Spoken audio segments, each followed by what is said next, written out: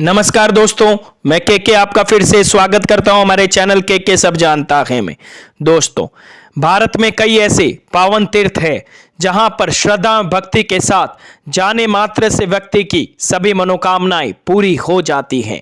ऐसा ही एक पावन तीर्थ देवभूमि उत्तराखंड की वादियों में है, जिसे लोग कैची धाम के नाम से जानते हैं। कैची धाम के नीब करोरी बाबा नीम करौली की ख्याति विश्व भर में है। बाबा के भक्तों का मानना है कि बाबा हनुमान जी के अवतार थे।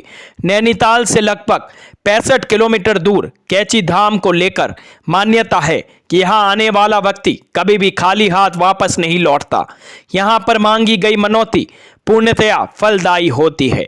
यही कारण है कि देश विदेश से हजारों लोग यहाँ हनुमान जी का आशीर्वाद लेने आते हैं। नीम करोरी बाबा या नीम करौली बाबा वर्तमान के सबसे महान संतों में से गिने जाते हैं। बाबा नीम करौरी का जन्म 1900 ईस्वी के आसपास ग्राम अकबरपुर, जिला फिरोजाबाद, उत्तर प्रदेश में माना जाता है। नीम करौरी बाबा का मूल नाम लक्ष्मी नारायण शर्मा था। इनके पिताजी का नाम श्री दुर्गा प्रसाद शर्मा था। अकबरपुर में ही इनकी प्रारंभिक शिक्षा हुई। मात्र 11 वर्ष की बाल्यावस्था में ही इनकी शादी कर दी गई थी, लेकिन बाबा जी ने शादी के बाद ही घर छोड़ दिया था। बाबा घर छोड़कर गुजरात चले गए। 10 वर्ष गुजरात रहने के बाद बाबा पिताजी के कहने पर वापस घर आए, अपनी गृहस्थी संभाली और उनके 2 बेटे और 1 बेटी भी थी। लेकिन नीम करौरी बाबा का मन गृहस्थी में नहीं लगा। वो फिर से घर गृहस्थी त्याग कर फिर बाबा बनकर भटकने लग गए। इस दौरान वो लक्ष्मण दास, हाड़ी वाला बाबा, तिकोनिया वाला बाबा आदि नामों से पहचाने जाने लग गए। कहा जाता है कि मात्र 17 वर्ष की आयु में बाबा को ज्ञान प्राप्त हो गया था। हम सभी को पता है कि बाबा का मूल नाम लक्ष्मी नारायण शर्मा था और बाबा को अनेक नामों से जाना गया। आपके मन में यही सवाल रहेगा कि बाबा का नाम नीम करौली कैसे पड़ा। तो आइए बताते हैं। बाबा नीम करौली नामकरण की एक रोचक घटना है।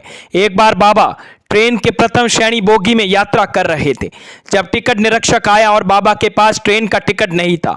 टिकट निरीक्षक ने बाबा को एक छोटे से गांव नीम करौरी के पास ट्रेन से बाहर उतार दिया। बाबा ने कुछ नहीं कहा, बस ट्रेन के कुछ दूरी पर चिमटा गाड़ के शांतचित्त बैठ गए। अब जब ट्रेन को दोबारा चलाने की कोशिश की गई तो ट्रेन अपनी जगह से 1 इंच भी नहीं आगे बढ़ी। ट्रेन का चालन और परिचालन करने वाले कर्मचारी हैरान हो गए। तब यात्रियों में से एक मजिस्ट्रेट था जो बाबा को जानता था। उसने ट्रेन के कर्मचारियों से बाबा से माफी मांगने और ससम्मान वापस ट्रेन में बैठाने को कहा। तब टिकट निरीक्षक ने बाबा से माफी मांगी और उन्हें दोबारा ट्रेन में बैठने को कहा। बाबा बोले, यदि आप बोलते हैं तो आ जाता हूं। बाबा के ट्रेन में बैठती ट्रेन चल पड़ी। इस घटना के बाद यह साधारण गांव सारे देश विदेश में प्रसिद्ध हो गया और बाबा नीम करौरी के नाम से प्रसिद्ध हो गए। नीम करौरी की घटना के बाद बाबा विख्यात हो गए और वो अपने सबसे प्रसिद्ध कैची धाम आश्रम में रहने लग गए। 1967 में वहां उनसे प्रभावित होकर उनसे प्रसिद्ध शिष्य रामदास मिलने आए। रामदास एक अमेरिकी थे। उनका मूल नाम रिचर्ड अल्पर्ट था। रिचर्ड अल्पर्ट बाबा से इतने प्रभावित हुए कि उन्होंने बाबा से दीक्षा लेकर उनके शिष्य बन गए और अपना नाम अल्पर्ट रामदास रख लिया। अल्पर्ट रामदास ने 15 पुस्तकें लिखी। इनमें से बाबा नीम करौरी जी पर आधारित miracle of love, the miracle of love काफी प्रसिद्ध रही।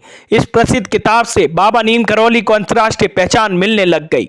मिरेकल ऑफ लव में बाबा जी के बारे में कई सच्चे किस्से और कहानियों में बताया गया है।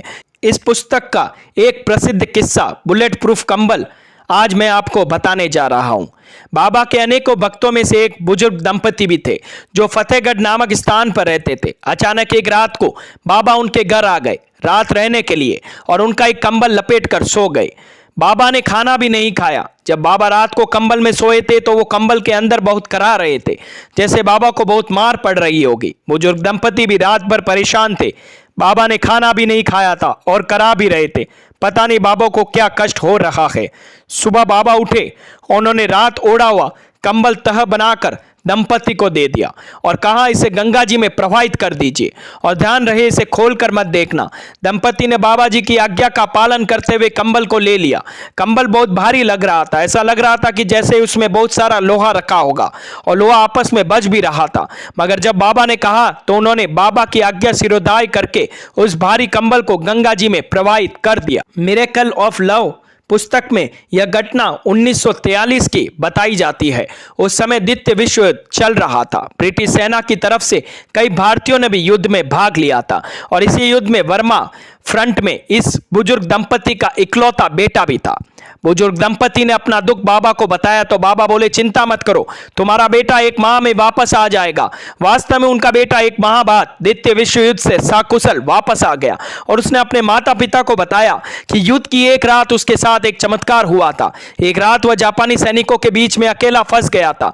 जापानी सैनिक रात भर गोलियां बरसाते रहे लेकिन उसे एक भी गोली छू नहीं पाई और दूसरे दिन सुबह ब्रिटिश फौज उसकी सहायता के लिए आ गई और वह सकुशल वापस आ गया। इतना सुनते ही बुढ़े दंपति की आंखें भर आई, क्योंकि जिस रात का जिक्र उनका बेटा कर रहा था उस रात बाबा नीम करौली उनके घर आए थे और उनको बाबा के कराने और भारी कंबल का राज समझने में देर ना लगी। जय बाबा की इसी प्रकार की चमत्कारिक घटनाओं का वर्णन उनके शिष्य रामदास ने अपनी पुस्तक में किया है, तो बाबा की कीर्ति विश्व में फैलती गई।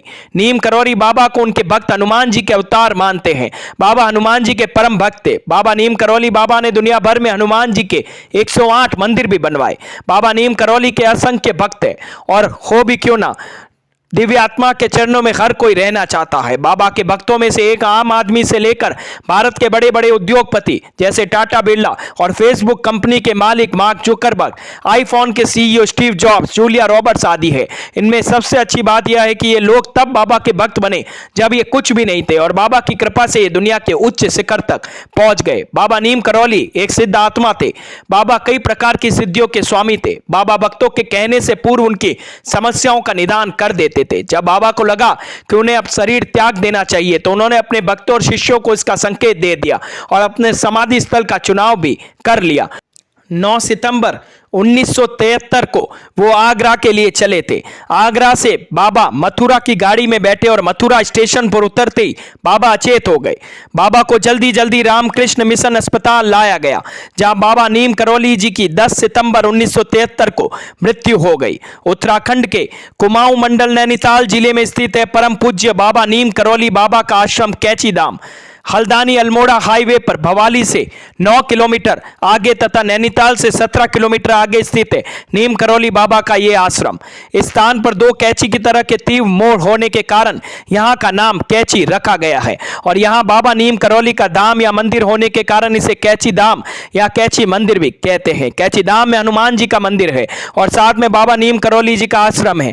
यह मंदिर शिप्रा नदी के किनारे भवाली की पहाड़ियों के बीच बसा है। कैची धाम की स्थापना 15 जून 1960 को बाबा नीम करौली जी ने ही की थी। प्रत्येक वर्ष 15 जून को कैची धाम में स्थापना दिवस के अवसर पर विशाल मेले का आयोजन होता है। 15 जून को विशाल मेले में भाग लेने के लिए कैची धाम में देश विदेश से लाखों श्रद्धालु आते हैं। प्रत्येक दिन भी यहाँ हजारों श्रद्धालु आते हैं। नीम करौली बाबा पर लोगों की अटूट श्रद्धा है। तो दोस्तों, कैसी लगी मेरी ये जानकारी? अगर मेरी ये वीडियोस आप लोगों को पसंद आते हैं तो प्लीज लाइक, शेयर, सब्सक्राइब करना ना भूले और हाँ, कमेंट करना भी ना भूले। धन्यवाद।